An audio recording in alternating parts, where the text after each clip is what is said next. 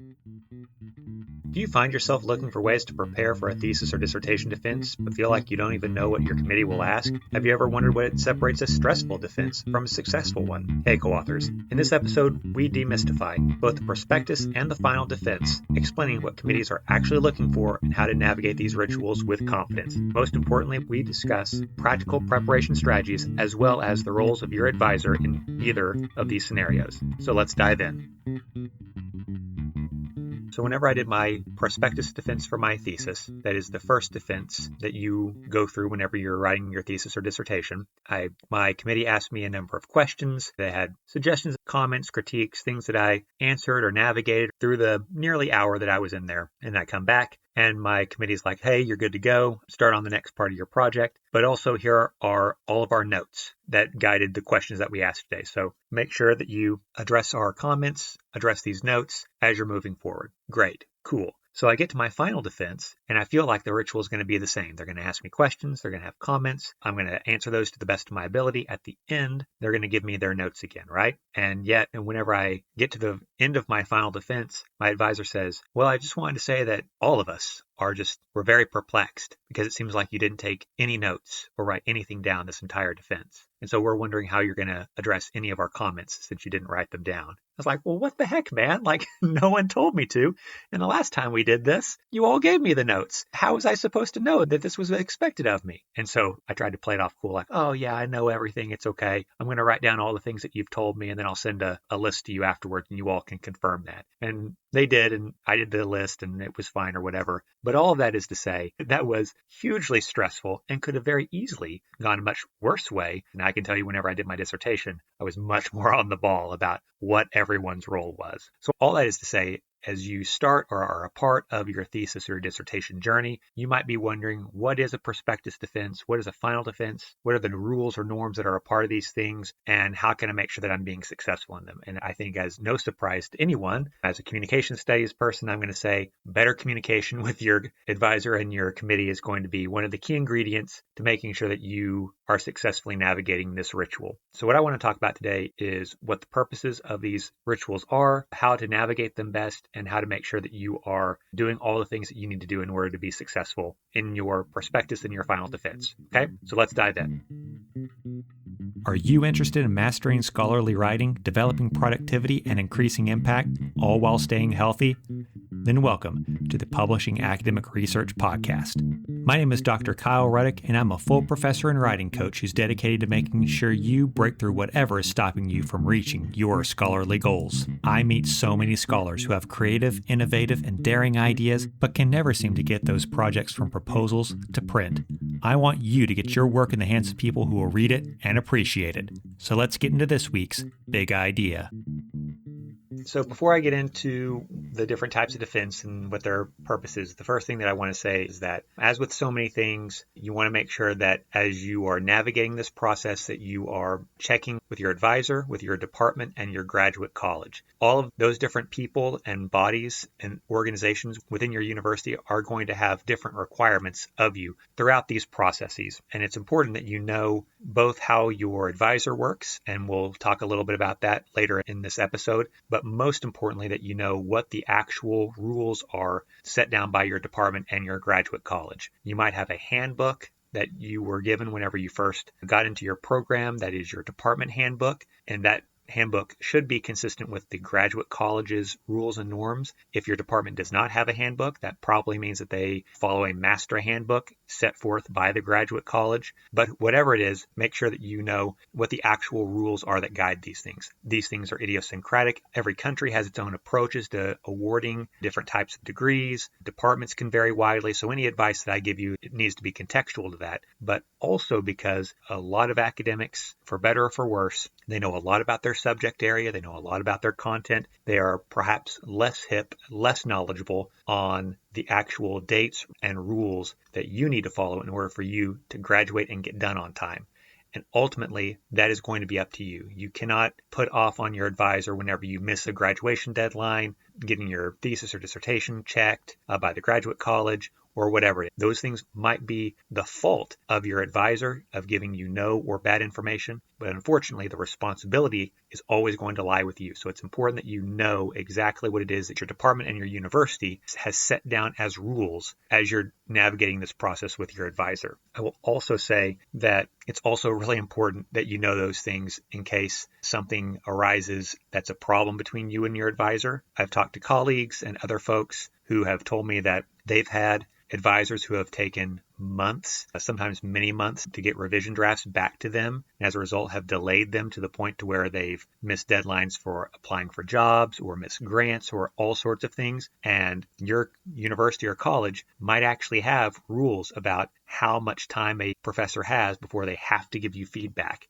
And so it's important for you to know what the actual rules are for things, so that way you're protected as you go forward. Hopefully nothing bad happens. This is a good process, or as good as it can be, and there's no need to worry about those sorts of things, but better safe than sorry. Make sure that you know the rules. Okay, so whether you're doing a thesis or a dissertation, typically departments are going to have two defenses. They're going to have a prospectus defense and they're going to have a final defense. The prospectus is typically the first part of the dissertation or thesis. And if you're in a humanistic tradition, you might be writing a 20, 30, 40 page extended argument about what it is that you plan to be studying, why it's important, and setting up the literature that you will be marshaling in the longer dissertation project. If you're doing a social science or a scientific style, oftentimes a prospectus is the first 3 chapters. So your introductory chapter, your literature review chapter, and your methods section. Either way, the purpose overall of your prospectus is that your committee is able to establish whether or not what you have is a project that is good insofar as it's grounded in the literature, and it's asking a novel question, and most importantly, that it's doable. I can't tell you how many times I've had students that I've either been on a committee for a thesis or dissertation, or that I've chaired. And that student, because this is a project that is larger and arguably more important than any of your class papers that you've written up into this point, that because of that they need to come up with some grand idea, some convoluted research design, or some hugely consequential contribution through this document that in turn makes the whole thing, if done, make the whole thing take years and years. And so those two things, is it good and is it doable, are the sort of two guiding questions here. Overall, what your committee is looking for to make that determination are, I would say, 4 things. 1, are your hypotheses, research questions, or research purpose, are they clear and meaningful? Is there a logical argumentation flowing from your literature into those hypotheses, research questions, or research purpose? So if I'm on a committee and it's the first time that I'm reading this document, I should have a pretty clear idea, 3,000 foot high understanding, summative understanding of what it is that you want to do and why. By the time I read the end of your literature review, I should have a very clear idea of why the literature is guiding you to your research question, hypothesis, or research purpose. And so your prospectus is really showing your committee that you've done your homework and that you know what the conversations are that are leading up to what your contribution will be. The second thing I look for is, are the methods appropriate? So whenever I'm looking at a research question, hypothesis, or research purpose, I'm looking at, okay, are the methods that you're deploying consistent with what it is that you're trying to get at? If you're asking a question like, does the length of time that a person is on social media affect their academic performance? But then you say that you're going to be doing that with qualitative interviews. I'm going to go, well, why would you use interviews? Why not just use self-report surveys? Or why not use an experimental design? Like, why would you not use quantitative methods to address that question? Because what you're asking is basically a correlation between these two variables. There's no reason to interview people about that. And so a lot of times people don't ask the right questions or forward the right hypotheses that are consistent with their methods. Now, I will say you should not be going into your prospectus defense with such a large mismatch between whatever method that you've chosen and the type of research purpose, research question, or hypotheses that you're forwarding. Like, if that's happening, then your advisor has done you a deep disservice or you have ignored them. But for the most part, by the time that you get to your prospectus defense, what your committee there is doing is looking to make sure that your methods are appropriate, that there's nothing that they could add on to it, or maybe they could take off your plate. Because again, making sure that it's feasible and doable in the time that you have is also going to be an important part of that. And so your committee there is really looking to make sure that there's nothing that stands out to them in terms of it being a problem for you. The third thing that they're going to do there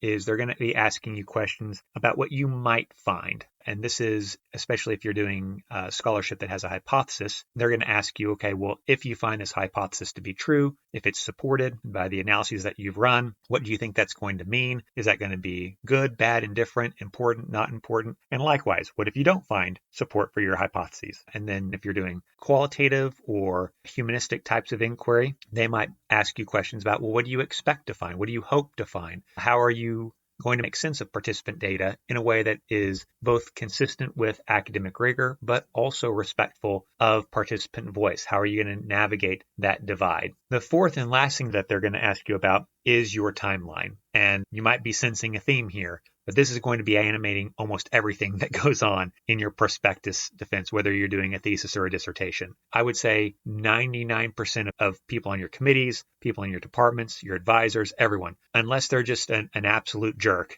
and they exist, I can't say 100%, but 99.9% of people, they just want to see you get done. They want to see you finish. That is good for you, obviously, because you want to go on to the next thing. It's good for your advisor and committee because they don't want to be known as people who can't get students across the finish line. It's good for your department because they don't want to have to answer to the rest of the university as to why people aren't graduating out of their department. Your university wants to see that because they don't want to answer to the state or federal government about why people are not graduating out of their departments. Like, the whole system is set up in such a way as to encourage you to get done. And so a normal committee is going to be looking at your project with the eye of, what can we cut out of this? What can we make easier on this person? What can we do to make it more likely that this person can achieve the goal of finishing? Because especially if you're working on a dissertation and you're going to become an academic, we expect you to have an entire career to be a contributor to scholarly knowledge. We don't expect that to happen necessarily in this document. What we want to see in this document is that you have the tools and that you are capable of being a productive contributor over the next 20, 25, 30, 35 years of your career.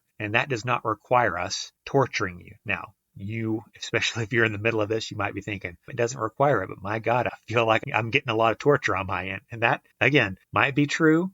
There are some advisors that are out there that are jerks and they're going to try to keep you from your goals. But, using the old saying, never attribute to malice, that is better explained by stupidity, or however it goes. I think it's more likely that your committee or that your advisor just don't have the right tools to help you. It's less likely that they are actively trying to sabotage you. Because again, there's so much that's a part of academia that rewards you passing and punishes you for not passing, not just you, but the entire department. So it's in everyone's best interest that you're done. So most of our questions on a committee are going to be about, how can we make sure that this can be done, that it's doable, and that you can get out of here and get on to the next thing. Overall, what I would say about a prospectus defense is that whenever you're walking into a prospectus defense, you should be thinking of it as kind of a contract negotiation between you and your committee. Your committee is asking you questions, they're giving you suggestions, they're telling you to do this rather than that. And what you should be going in there with is a plan of exactly what it is that you are willing to give up, what you're willing to compromise on, and what you're not willing to give up. Because at the end of the day, it is your document and your name is going to be the author on it. But at the same time, you don't want your committee load you with a whole bunch of extraneous stuff that is not really a part of what it is that you want to do, not interesting to you, or just flat out wrong. Conversely, you don't want them to take away the heart and soul of your project and make it boring and mundane and not something that you're interested in.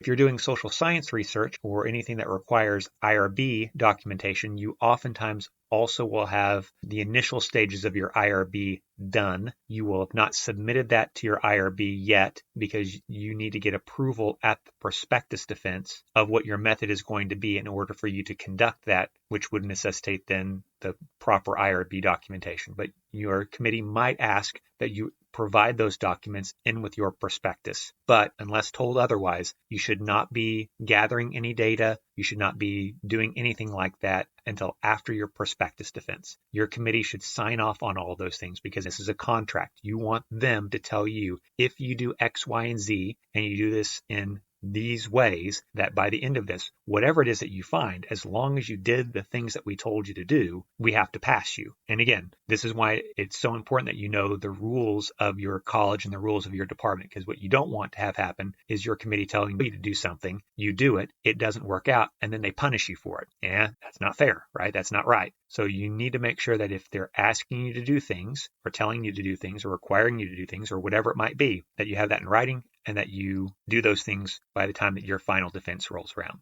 So you have your prospectus defense. You've passed it. Yay, you. Congratulations. Now you've done the second half of your dissertation or your thesis. You've gathered your data and treated it. You've written your results and discussion. You've written the final part of your argumentation for your humanistic study. Or maybe you're in a type of program where your 5 chapters are 5 different standalone articles that you wrote. However you do it, cool. But now it's time for the final defense. So what's that all about? So in your final defense, what I would say is that unless your committee had any lingering questions or reservations about your literature that you had in your literature review, or a big problem or concern about your method, whenever you're giving your final defense, you're probably not going to spend too much time talking about your literature review and your method. They already know that stuff. They already signed off on it. So you don't need to spend a whole lot of time on talking about those things. You might want to spend a couple of minutes reminding the committee and bringing up to speed anyone else who was not a part of your prospectus defense. Maybe you have outside faculty or outside students who have shown up. Maybe you have friends or family that are there. So you want to give a little bit of background on the things that animated your study, but you don't need to spend a whole lot of time there because the committee already knows those things, right? They signed off on them. They said yes to them. So you don't need to spend that much time on them. Instead, what you're going to spend most of your time on is presenting your findings, explaining what they mean, situating them in the literature, and acknowledging the limitations of your study design. In other words, if you think of this like a traditional journal article, you're just talking about the back half of your article, and that's particularly true if you're doing more social science type of research. If you're doing humanistic research, what you're going to have is the primary insight or argument that it is that you were exploring. You're going to have the answers that you've come up with or the arguments that you've generated in response to your research purpose. And then you're going to provide both the reasons and the implications for what your arguments are. In either case, what you're trying to do here is that you're trying to demonstrate your mastery of this topic area. Because whether you're a master's student doing a master's thesis or a PhD student doing a dissertation, whatever level that you're at the moment that you've conducted this study, you are the smartest person in the room about this particular subject. They gave you advice, they helped you along the way, they might have paved the way for you, but you were the one who was in the driver's seat the entire time. You were the one who conducted the method and were the original finder of your findings. As far as we're concerned, are the expert in the room. And that's a really cool place to be. Because when you think about it, as the first person to know this thing, you should be walking into your final defense with the idea of, I'm here presenting and teaching other people about the thing that I did. I think that whenever we use the term defense, it really kind of comes with this baggage of the other people on your committee are interrogators. We're attacking you, right? We're attacking, therefore you're defending. But honestly, whenever I'm on a committee, I'm there to learn,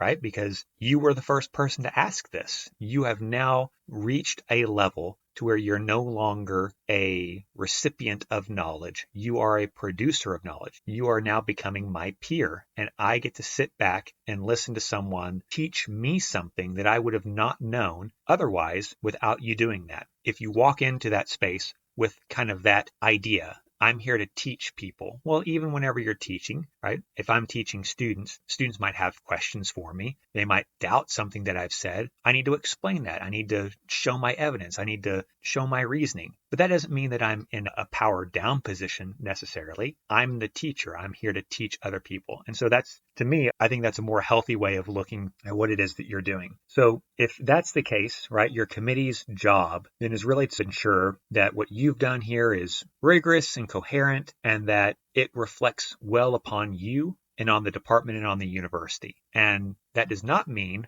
that what you had was perfect, that it was a huge contribution to your field, or that it wrote your name in the stars. Rather, it means that you demonstrated that you're capable of being a part of these conversations and to contributing to these conversations over the course of your life and over the course of your career. In both the prospectus and in the final defense, your department and your advisor might have different advice about how you should present those findings to your committee. I would say that a good sort of rule to follow, if they don't give you very strong advice on this, is just that you should give a presentation that is anywhere from 6 to 10 minutes. Any less than 6, and you're probably not doing a good job of explaining all the things that are going on in either the prospectus part or the final defense part. Any longer than about 10 minutes, and your committee is going to start getting bored because you've been talking for more than 10 minutes, and most humans just don't like listening to someone for more than 10 minutes. I guess present company excluded if you're listening to this podcast, because I usually talk for more than 10 minutes. But most people don't like just sitting and listening to someone for more than 10 minutes. And that's especially true in your final defense, where if you're talking for more than 10 minutes, you're probably spending way too much time on the literature review and methods, and they already know that stuff. So it's much more important for you to have a really tight 10 minutes or less of a presentation. Some people will want you to have visual aids like a PowerPoint, Prezi, Google Slides, whatever sort of thing that you use. Some people will want you to have handouts. Some people want you to go in there and just wing it without any sort of visual aids. Again, it's better for you to know those things and to talk about them with your department, with your advisor, rather than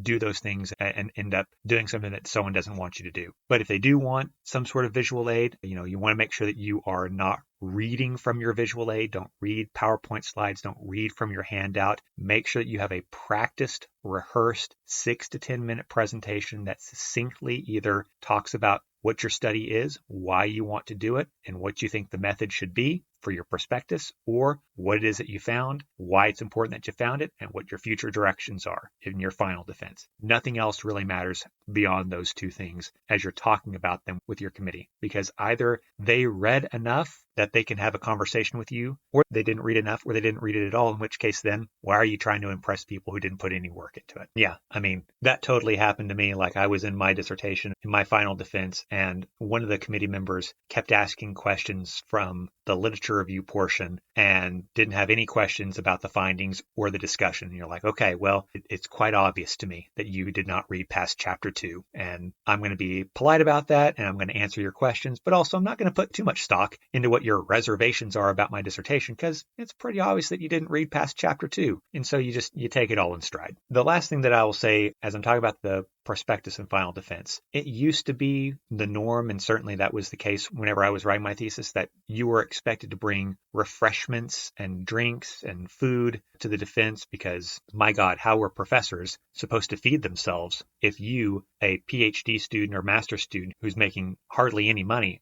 unless you spend your own money and feed these people?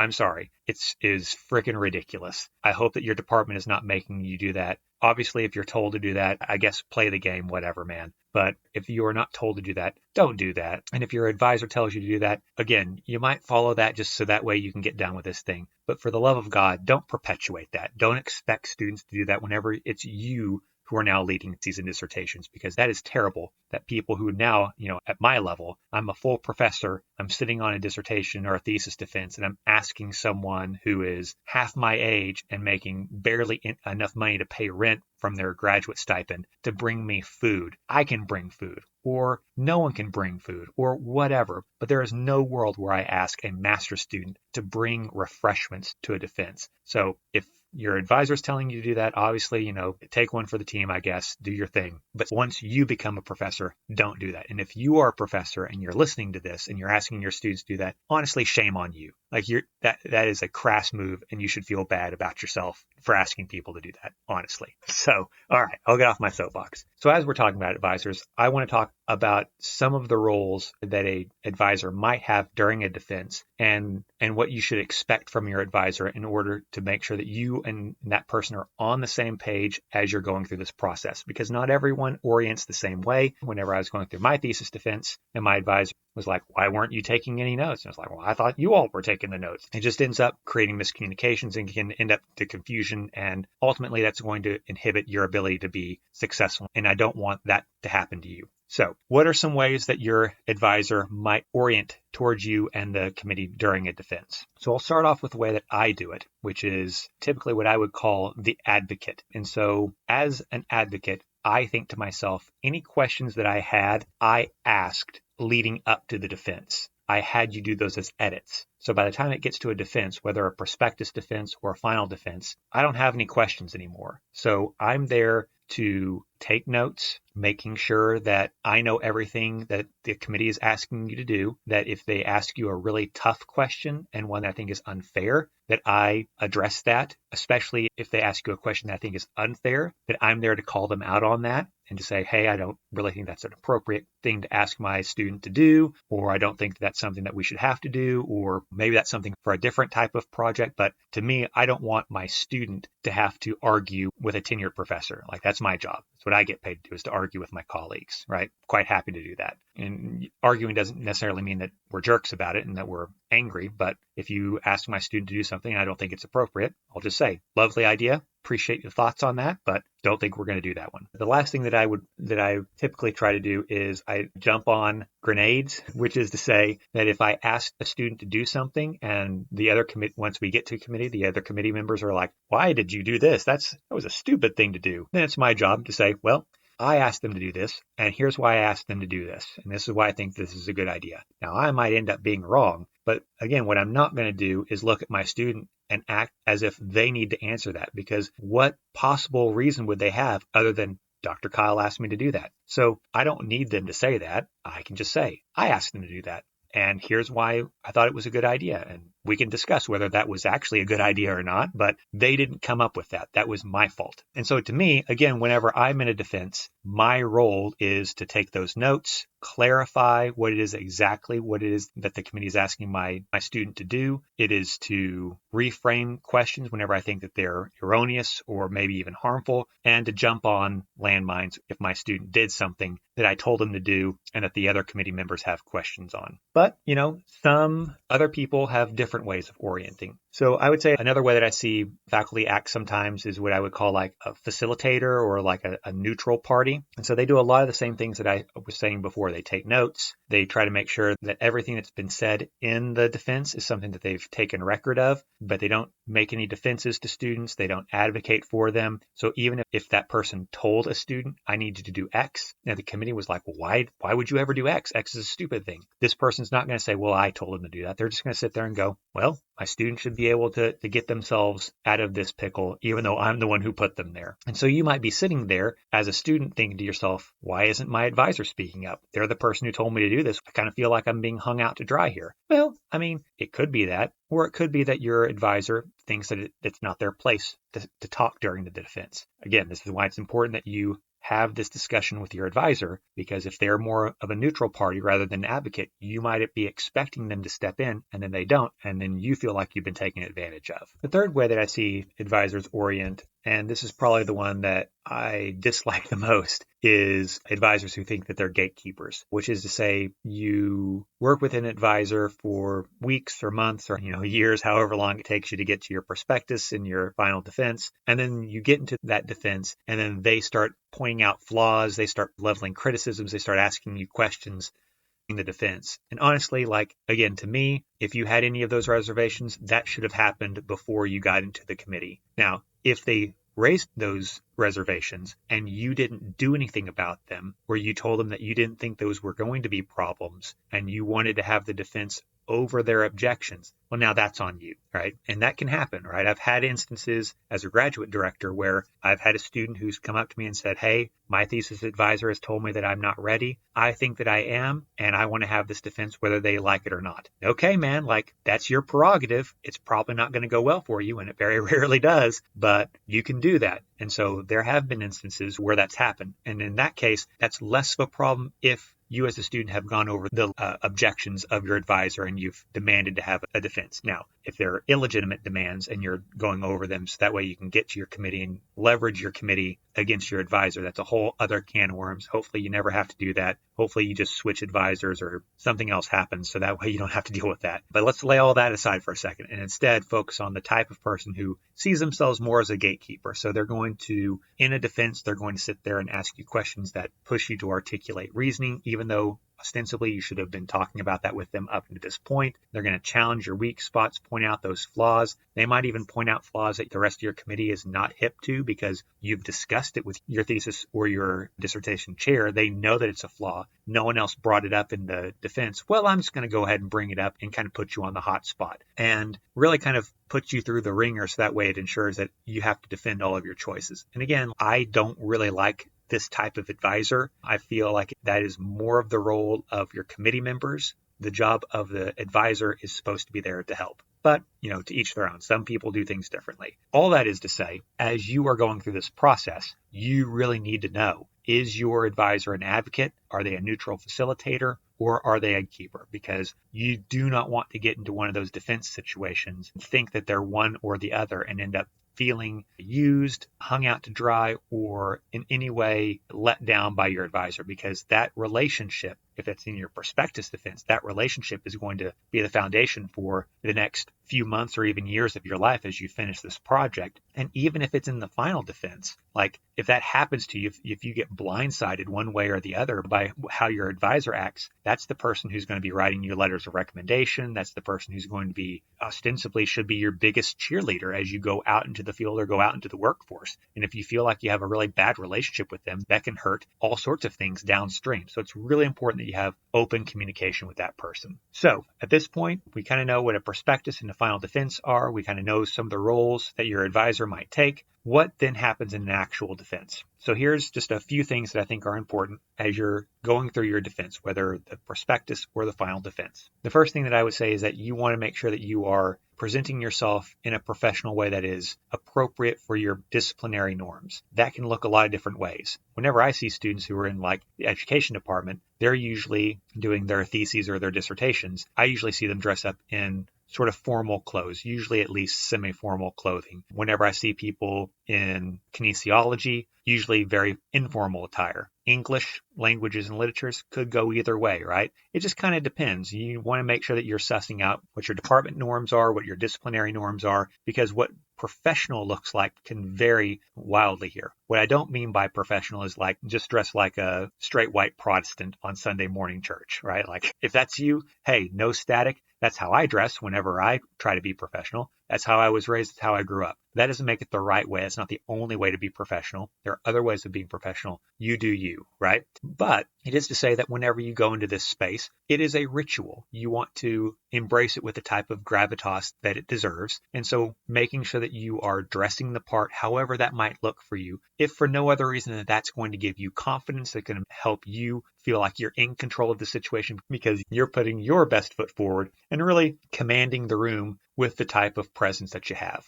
The second thing that I would say is as you're answering questions, it's really important for you to do that in a non-confrontational way, no matter how confrontational your committee can get. It's really important for you to not match that energy. You want people to evaluate your work on the merit of your ideas, not on the interpersonal side of things. You should acknowledge the question. Hey, thank you. I appreciate that question. And if it's in the dissertation or your thesis, you can say, and in order to address this question, I'd like for us to turn to page whatever it might be and see what I've written here and then explain it a little bit. Now, what you don't want to do is go, yeah, I answered that. It's on page 173. It makes it feel like what you're saying is that they didn't read your work and that they misread your work. That might be true, but you don't want to say that. Instead, you're just like, in order to answer your question, I'm going to turn to page 173. I think there's some relevant stuff there. You might read a small passage of it and then add on a little bit more so that way you can explain it in a little bit more depth, right? So you're answering that question, you're providing citational evidence, you're helping them know that you have a command of this literature. Now, what happens if they ask you a question that's not in your document? Well, in that case, there are two ways that you can do that. First way that you do is you say, that's a really good question, although that's not explicitly addressed in my document. Based on my findings in this area over here, I think that, and then answer the question, right? And so that way, even though it's not explicitly put in your document, you address it by building on your document, or you say, that's a really good question. I hadn't thought of that before. That would probably be a really good future project and something that I'm going to make sure to put into my future directions section of my document, right? So that way you've noted that they've said something important. You've noted that it's something that needs to be in there, and you've promised them that it's going to be in there. Now, they might press the issue and say, well, but I want it in this document. Well, did you promise that it was going to be in the document in the prospectus defense? If so, well, maybe you should have done it. But if not, you just need to hold your ground and say, well, I understand that you would like to see that. I agree. It would be really interesting. I would really love to see it too. Fortunately, I didn't have the time to do that, but I will put it in the future directions section. If they keep pressing after that, at that point, I would say, and again, this is me being all Papa Bear advocate here. I, as an advisor, would step in and be like, you've asked the question, we need to move on.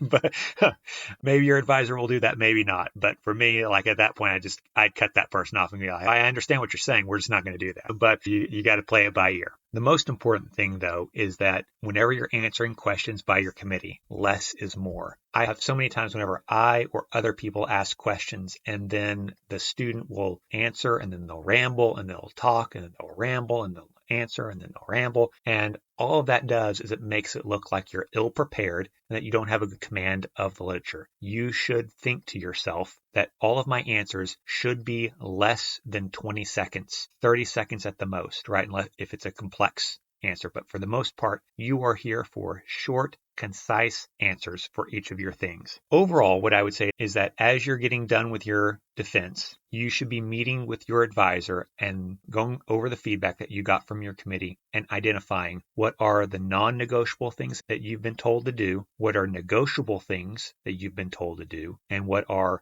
things that would be nice to have or be nice to do if you were able to do those. So all of that feedback needs to be filtered through those three things. If it's non-negotiable, obviously you have to do that, and you need to show to your committee that you've done that. Whether that was they told you to do that in your prospectus and you need to show that in your final defense, or they gave you post-defense revisions and then you had to show that you did those things. If they're negotiables, then that might require some back and forth between you and your advisor or your advisor and you and your committee. If they're nice to haves, you probably don't even need to let the rest of your committee know that you did it or didn't do it. But it's important for you to be able to identify what all of those are, because what you don't want to have happen, again, is that you think it's non-negotiable, it's a huge ask, and then you end up getting bogged down, or vice versa, you thought it was nice to have, and the next thing you know, you have a committee member who won't sign off on your stuff because they asked you for something and it was actually non-negotiable. So make sure that you get that stuff in writing at the time of your defense or right after, whether your prospectus or your final. So I think that's going to wrap it up for me. I know that was a lot of stuff. There's a lot of stuff going on in your defense, and so I want to make sure to cover it all. I think what's most important to remember is that at this point, whether you're at your prospectus or you're in your final defense, you've already done the hard part to get yourself up into this part of your defense. So your defense is really about you demonstrating that knowledge and about communicating that correctly and succinctly and concisely to your committee and making sure that you can move on to the next thing, whether that's the next part of that project or that's on to your degree.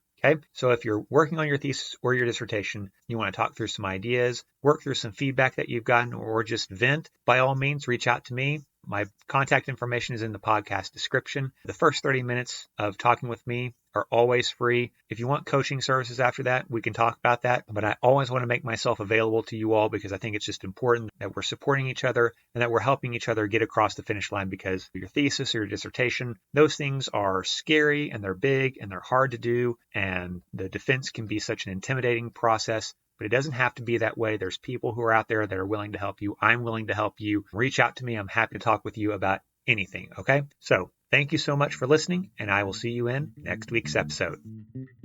Hey, co-authors. What's stopping your best ideas from becoming your next big publication?